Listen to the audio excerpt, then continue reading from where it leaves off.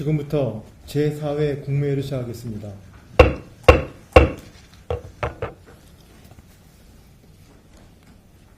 길었던 설 연휴가 끝나가고 있습니다. 국민들께서 소중한 분들과 함께 편안하고 뜻깊은 연휴가 되셨기를 바랍니다. 연휴 기간 강추위와 폭설, 여객기 화재 사고 등으로 국민들께서 걱정이 많으셨는데 비교적 큰 사고와 인명피해 없이 안전한 설 연휴를 보낼 수 있게 되어 매우 다행스럽게 생각합니다. 다만 에어부산 여객기 화재 사고로 여객기 안전사고에 대한 우려가 있는 만큼 국토부, 경찰청 등 관계기관에서는 에어부산 사고 원인에 대한 철저한 조사와 함께 재발 방지를 위한 근본적인 대책 마련에도 철저를 기해 주실 것을 당부드립니다. 연휴 기간 국가와 국민을 위해 각자의 자리에서 묵묵히 소임을 다해 주신 국군장병, 경찰, 소방 등 제복 공직자들과 대중교통, 제설, 택배 등 현장 종사자들께 감사와 존경의 말씀을 드립니다. 특히 연휴 기간 국민의 건강 최일선에서 헌신해 주신 의사, 간호사, 약국 의료진 등께 깊은 감사를 드립니다.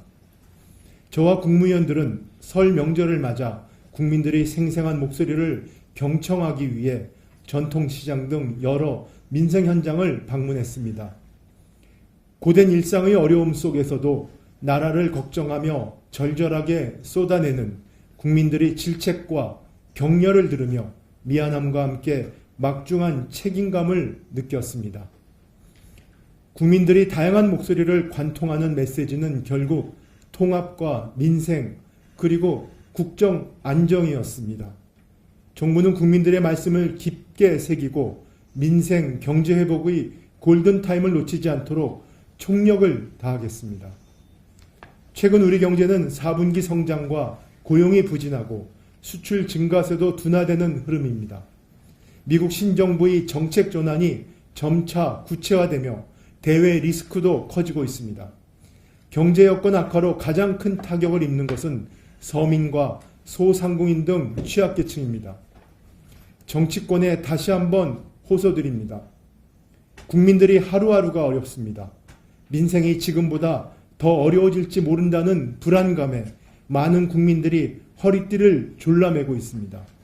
민생에 집중하겠다는 100마디 말보다 실제로 민생에 도움을 주는 실행이 중요합니다. 국회, 정부, 국정협의회를 하루라도 빨리 가동해 민생경제법안을 처리해 주시기를 요청드립니다. 소상공인 지원과 중소기업 투자부담 경감, 증시 활성화를 위한 조세특례 제한법 개정안 등 수많은 민생법안이 국회 처리만을 기다리고 있습니다. 미중 간 AI 패권 경쟁이 치열해지는 상황에서 세계 주요국들이 전력을 다해 자국 경쟁력을 키워나가고 있는데 우리 반도체 산업은 각종 규제에 손발이 모두 묶여 있습니다. 반도체 특별법이 벌써 몇 달째 국회에 묶여 있는 탓입니다. AI와 따로 떼어 말할 수 없는 전력산업 역시 전력망 특별법, 해상풍력 특별법, 고준위 방패장법 등의 입법을 더는 미룰 수는 없는 상태입니다. 정치권 등에서 제기하고 있는 추가 재정 투입에 대해서도 국정협의회를 열어 함께 머리를 맞대고 논의할 수 있기를 요청드립니다. 정부도 민생경제 회복을 위해 특단의 대책을 강구해 나가겠습니다. 매주 민생경제 점검회를 열어 민생 현장의 목소리를 가감없이 듣고 국민들께서 절실히 필요로 하는 시급한 정책 과제를 발굴해 적극 대응하겠습니다. 늦어도 3월까지 이와 관련된 시행령, 시행규칙 개정 등 정부 차원에서 할 수 있는 조치는 패스트트랙으로 신속하게 마무리하여 실행하고 법률 개정이 필요한 사항도 국회와 조속히 협의하겠습니다. 이번 윤석열 정부의 내란 행위의 진상규명을 위한 특별검사 임명 등에 관한 법률안은 이전에 정부로 이송되어 왔던 특검 법안에 비해 일부 위헌적인 요소가 보완되었습니다. 그럼에도 불구하고 이전 특검 법안과 동일하게 여야 합의 없이 야당 단독으로 국회 본회의를 통과한 것에 대해 안타깝게 생각합니다. 상권 분립의 예외적인 제도인 특별검사 도입이 우리가 그간 지켜내온 헌법 질서와 국익이라는 큰 틀에 비추어 현 시점에서 진정으로 필요한 것인지에 대해서 국무위원들과 심도 있게 논의하고 숙고를 거듭하였습니다. 치열한 고민에도 불구하고 현 시점에서 특별검사 제도를 반드시 도입해야 하는지에 대해 명쾌한 답을 낼 수 없었습니다. 특별검사 제도는 상권분립 원칙의 예외적인 제도인 만큼 수사의 공정성과 객관성이 의심되는 경우에 한정하여 보충적이고 예외적으로 도입되어야 합니다. 그러나 현재는 비상계엄 관련 수사가 진전되어 현직 대통령을 포함한 군경의 핵심 인물들이 대부분 구속 기소되고 재판 절차가 시작되었습니다. 앞으로의 사법 절차 진행을 지켜보아야 하는 현 시점에서는 별도의 특별검사 도입 필요성을 판단하기 어렵다는 의견이 많았습니다. 한편 지난 특검 법안에 비해 일부 보완되었지만 여전히 내용적으로 위헌적 요소가 있고 국가기밀 유출 가능성도 제기되고 있어 헌법 질서와 국익 측면에서 부정적인 영향이 우려됩니다. 일부 조항을 보완하였지만 국가기밀은 한번 유출되면 물건의 반환만으로는 수습하기 어렵습니다.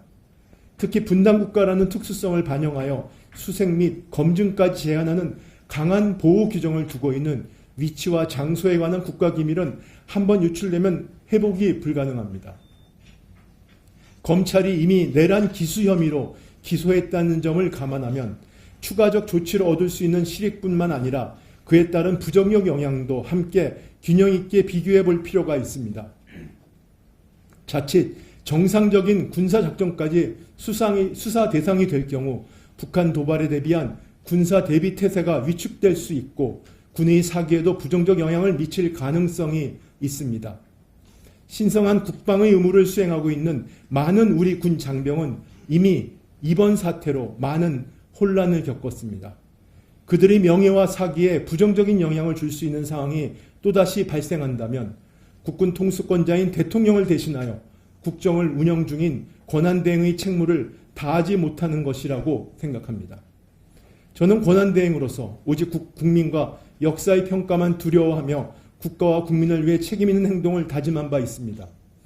지금 대한민국은 북한의 계속되는 도발과 미국 신정부 출범 등 대외적 리스크와 함께 경제성장세 둔화와 내수와 고용의 위축 등 수많은 도전과 위기에 직면해 있습니다. 무엇보다 국민들께서는 하루빨리 우리 사회가 정상화되어 안정된 일상으로 돌아가기를 바라고 있으며 너무나 어려운 민생경제 회복을 위해 정부와 국회가 힘을 모아달라고 간절히 요구하고 있습니다. 국제사회도 우리의 정상화 과정과 회복 속도를 면밀히 주시하고 있습니다. 이에 현 시점에서는 새로운 수사기관을 만들기보다는 현재 진행 중인 재판 절차를 통해 실체적 진실을 공정하게 규명하는 것이 우선이라고 생각합니다. 저는 권한대행으로서 앞서 말씀드린 헌법 질서와 국익의 수호, 또한 당면한 위기 대응의 절박함과 국민들의 바람 등을 종합적으로 고려해 이번 특검 법안에 대해 제의 요청을 드리는 것이 불가피하다고 판단했습니다. 오직 국가와 국민을 위한 정부의 간곡한 요청을 이해해 주시고 국회에서 대승적 논의를 해 주시길 바랍니다. 감사합니다.